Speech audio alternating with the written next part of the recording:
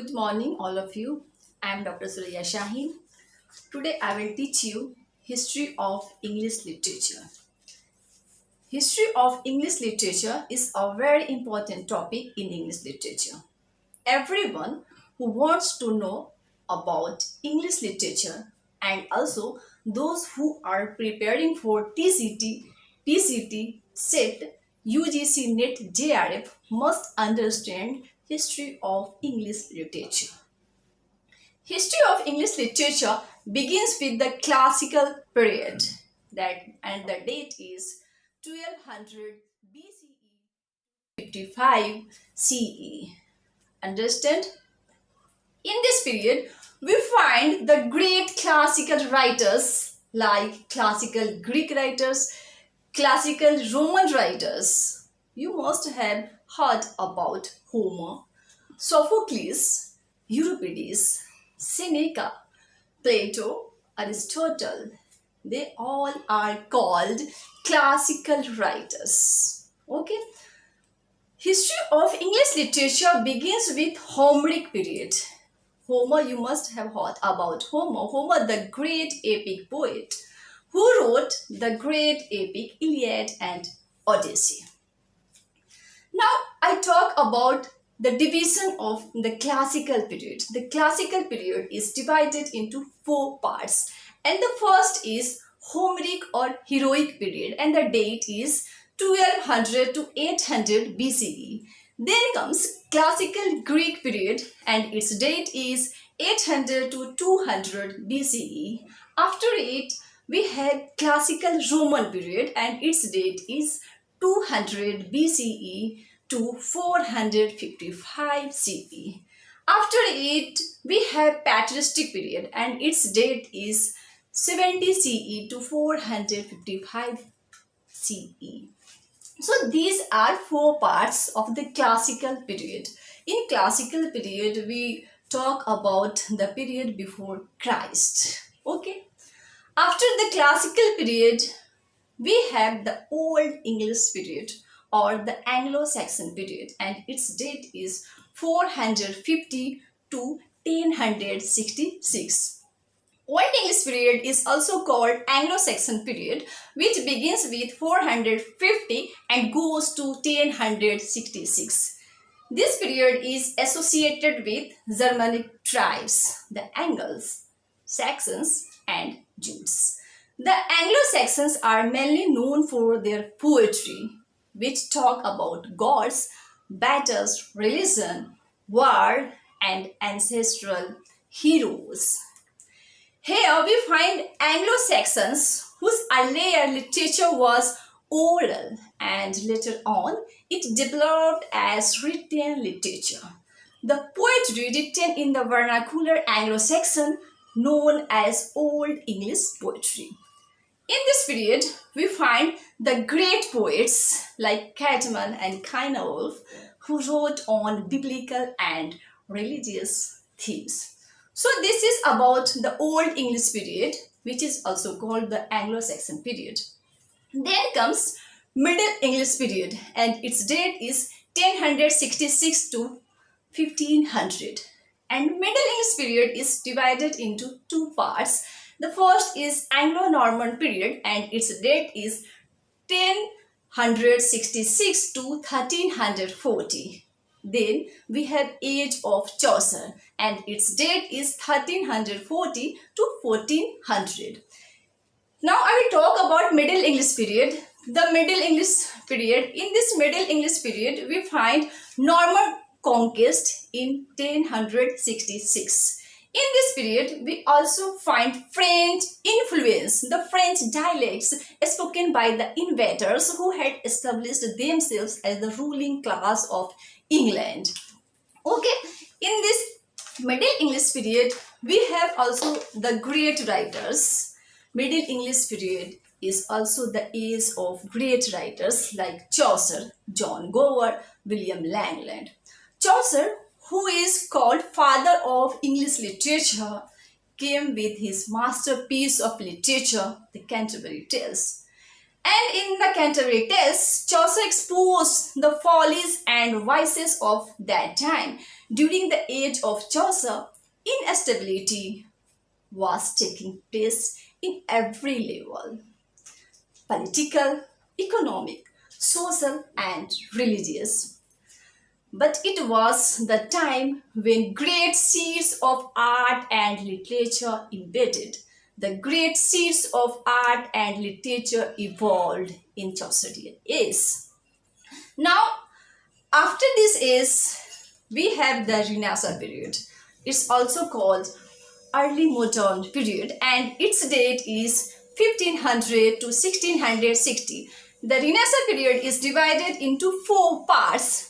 First is Elizabethan age, and its date is 1558 to 1603. Then we have Jacobean age, and its date is 1603 to 1625.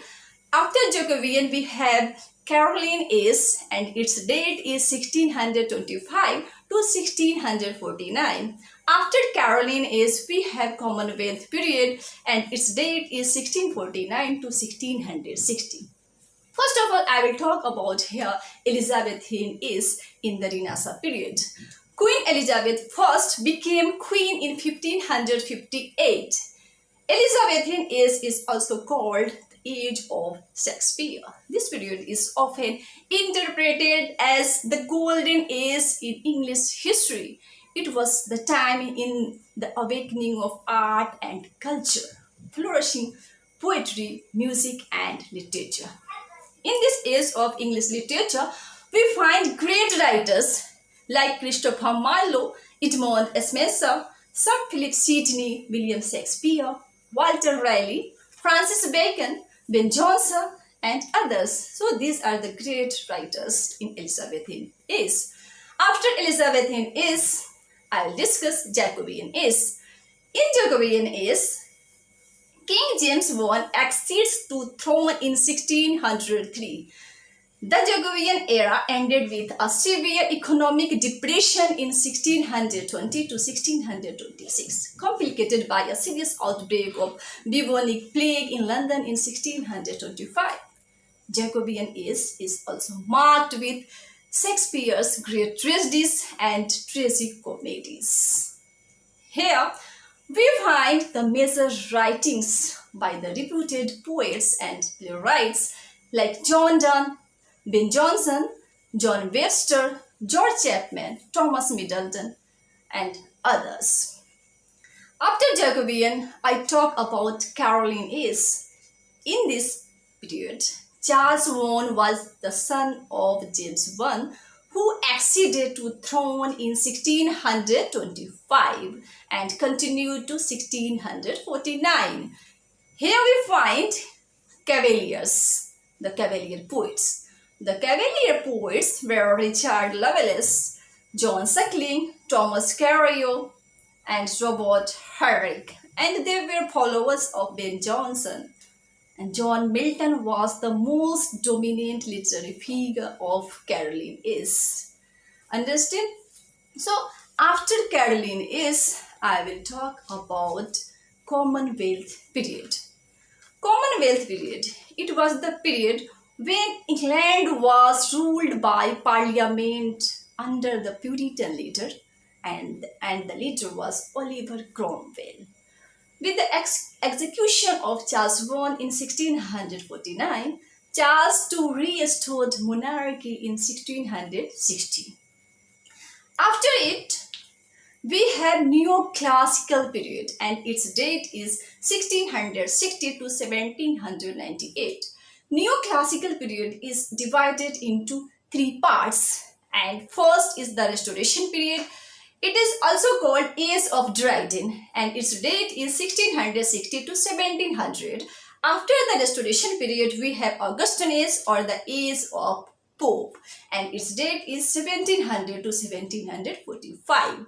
After Augustan age, we have the Age of Sensibility, or the Age of Johnson. So these are three parts of Neoclassical period. Neoclassicism was born in the mid-18th century. Neoclassical writers took its influence in art, literature, music, and theatre from classical art and culture of classical antiquity. Neoclassical writers revived Latin and Greek styles in the content of literature. Okay, now I talk about Restoration Age, which is the first part of Neoclassical period. After the death of Cromwell, a great upheaval took place in English history, and Charles II restored the throne in 1660. Okay, in this period, 1660, theatres reopened, which were closed in 1642. William Congreve, William Wycherley, George Etheridge, and John Dryden developed the distinctive comedy of manners, and those comedy of manners are called Restoration Comedy. Dryden was the most important critic, poet, and dramatist in the Restoration age. Okay. After Restoration age, I talk about Augustan age or the age of Pope. Augustan age is also called age of Alexander Pope because he was the dominant literary figure of that age. King Augustus was a Roman emperor, and the great writers from that period were being imitated in Augustan age. The major writers of this time, such as Alexander Pope, Jonathan Swift, and Joseph Addison, deliberately imitated the Roman Augustans, their literary forms and subjects, and focused on social concerns. They revived Latin and Greek styles. Okay, Matthew Arnold called Augustan age as our age of prose and reason. Okay, now I talk about age of sensibility. Age of sensibility is also called age of Johnson because Samuel Johnson was the prominent figure in age of sensibility. Age of sensibility is also called age of enlightenment. Here, writers like Oliver Goldsmith, Edmund Burke, Edward Gibbon, James Boswell were the major writers. Okay, the spark of novel begins in the age of sensibility, and in this period, also Henry Fielding started writing novels, whom Walter Scott calls father of English novel. Okay. Age of sensibility was also the period of great novelists like Samuel Richardson, Henry Fielding, Tobias Smollett, and Lawrence Sterne started great novels in this period. After it, we have Romantic Age, and its date is 1798 to 1837. Romantic period marks the outbreak of the French Revolution and the publication of lyrical ballads by William Wordsworth and S.T. Coleridge. Romantic period is the era of romantic writers like Wordsworth, Coleridge, Shelley, John Keats, and others. In this period, we also found the Gothic romances by William Godwin and Anna Radcliffe. Okay. After Romantic Age, we have Victorian Age, and its date is 1837 to 1901.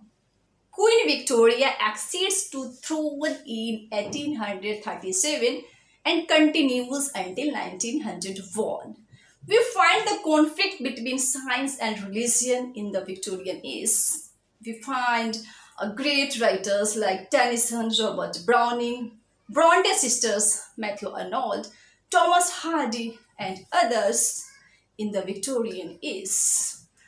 After Victorian Age, we have Modern Age, and its date is 1901 to 1939. Modern Age is divided into two parts, and the first is Edwardian period, and its date is 1901 to 1910. And the next one is Georgian period, and its date is 1910 to 1936. In the modern period, we have the notable poets like T.S. Eliot, W.H. Auden, Dylan Thomas, W.B. Yeats, who is known for his using symbols and imagery in his poems. W.B. Yeats, who writes, all changed utterly, a terrible beauty is born. This is W.B. Yeats. In modern period, novelists like Joseph Conrad, James Joyce, D.H. Lawrence, Virginia Woolf, E.M. Forster, Graham Greene, and others are leading literary figures. Okay, modern age challenged old values, as Virginia Woolf said about modernism. In 1910, human character changed. Virginia Woolf said about modernism, the behavior of modern people, that in 1910, human character changed. Also, T.S. Eliot, in his The Wasteland, said, modern people are physically alive but spiritually dead. This is T.S. Eliot talking in The Wasteland about the spirituality of the modern people. After the modern age, we have postmodern period, and it starts in 1939 and it continues to the present time. Postmodern period starts from 1939 and it's running to the present time. And the writers who write after 1939, they all come under postmodern period. Okay, so this is history of English literature, which I talked in detail, and I hope the concepts are clear. Thanks for today.